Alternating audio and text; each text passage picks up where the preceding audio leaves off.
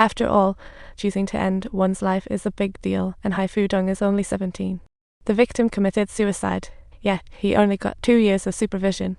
No jail time, talk about a nap. But at the funeral, Yalan suddenly appears in front of everyone, accusing Zhengyu of being the high school girls are putting on a dramatic show in the hospital, pointing at everyone and screaming they are killers, all to show Zhengyu that this is her way to protect herself and her mom. Days earlier, her best friend Yajing died. A joyful school life became a tragedy. Yajing was 3 months pregnant when she jumped, and Zhengyu was her boyfriend. Time's ill. To cover the truth, she pretends to be crazy and avoids arousing Zhengyu's suspicion. The doctor saw her antics and diagnosed her with amnesia, saying it will help her forget all the bad. When alone, Yalan drags her missing mom aside, questioning why she posed as a student. Mom says, "I won't let my daughter be bullied."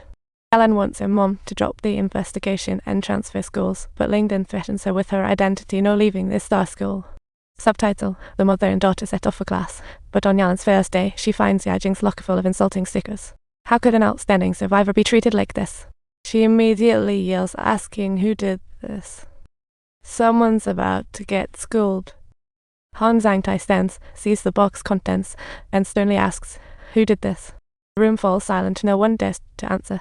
Yet Yalan challenges Hong Zhangtai's question. Yalan believes Hong Zhangtai's nod of approval led to this, and just as they start to argue, Lingdon pops in. To avoid trouble, she quickly shuts the box, but there's no way Lingdon will let it go. She opens the box, gasps, and drives Hong Zhangtai straight to the rooftop. She starts wailing on Hong Zhangtai on the rooftop, and luckily the teacher shows up just in time, otherwise Hong might end up like a pancake. But Lingdon firmly tells the teacher to back off. She's not buying into being a student. The teacher insists she'll manage and give Lingdon special care, but Lingdon doesn't care and jumps the school fence at lunch. She dramatically jumps 3 meters down right in front of her daughter, definitely cutting class. Of course, the teacher saw it all. Lingdon asks Princess Han for help, having seen her husband working under Donkey. She wants Han to investigate. They chat all afternoon, but suddenly the teacher calls. The class teacher says she's coming for a home visit. Princess Han panics instantly, saying she's too busy and won't be at home, then starts pretending to have a bad signal, only to discover the teacher has already arrived at the bar. Talk about awkward. The teacher and Princess Han are discussing Lingdon's aggressive behavior, when suddenly Minion shows up with but it's tea-flavored beer, yikes. Princess Han gives him an earful, even claiming Lingdon grew up in the bar. The teacher finally gets why Lingdon has such a fiery temper and blames Princess Han for raising her in such a place. After a few minutes of lecturing, Princess Han pretends to start crying. Hearing this, Lingdon rushes in to comfort her. When Princess Han's minion brings drinks and sees his boss crying, he thinks the teacher bullied her and calls for backup. The next second, the teacher finds herself surrounded by Princess Han's minion, shaking like a leaf. Subtitles: And that concludes this home visit. Imagine a female gang leader being called in by her teacher. It's absolutely hilarious. The head teacher even showed great admiration for her plump face and big ears.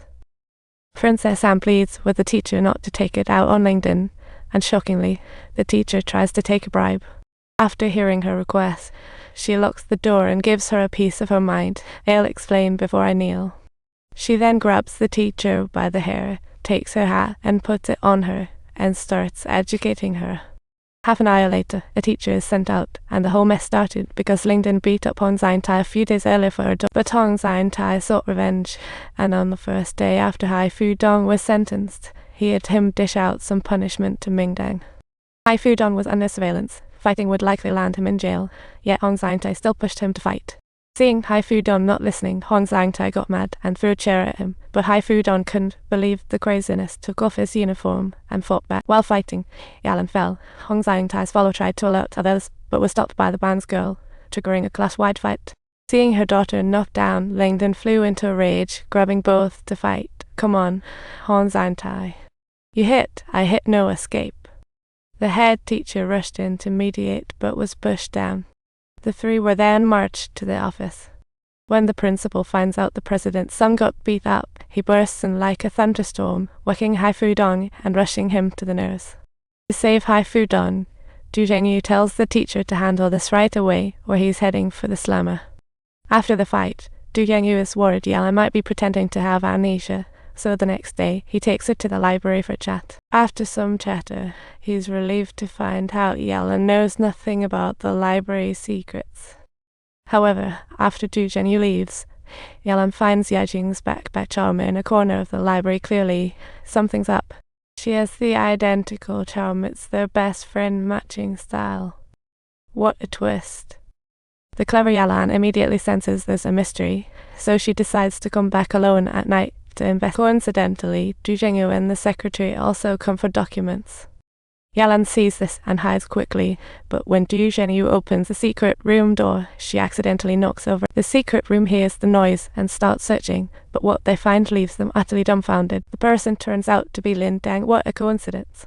Lin Dang knows the secret room quite well and doesn't mention her current identity at all. Later, Lin Dang asks Princess Han to call the president's secretary. Turns out, she was also Yalan's little follower back in high school. She was even the one who committed perjury back then, testifying against Lin Dang for killing Donkey. And now Lin Dang just wants to ask her about